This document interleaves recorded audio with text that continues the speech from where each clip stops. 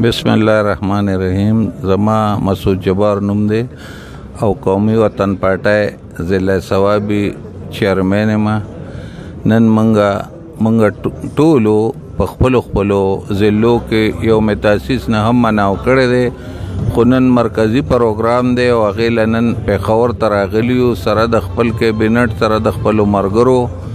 د نن 9 کاله مخکې قومي وطن پارټۍ موږ جوړه کړې وه، په معرض وجود کې راغلې وه او په دې مقصد دپاره چې پښتنو مقدمه چا ډېرې مودونه دغه کوله نه هغه قسم د پښتنو خدمت ونه کړی شو. دې دپاره ضرورت و چې داسې او دغه نو موږ د آفتاب خان په مشرۍ کې قومي وطن پارټي جوړه کړه چې هغه به د پښتنو د خوشحالۍ سوکالۍ او د پښتنو د پرمختګ تطلو د پاره خپل هلې ځلې کوي. آفتاب خان خدمات د چا نه څه پټ نه دي، همیشه د پښتون لپاره دغه کړی دی.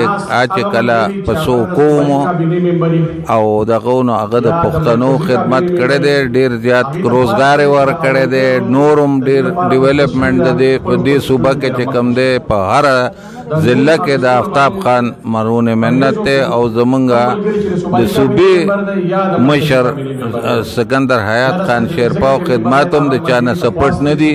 نو انشاءالله تعالی دا یقین لرو چې د آفتاب خان په مشرۍ کې به قومي وطن پارټۍ د پښتنو خدمت جاری او ساری ساتي انشاءالله.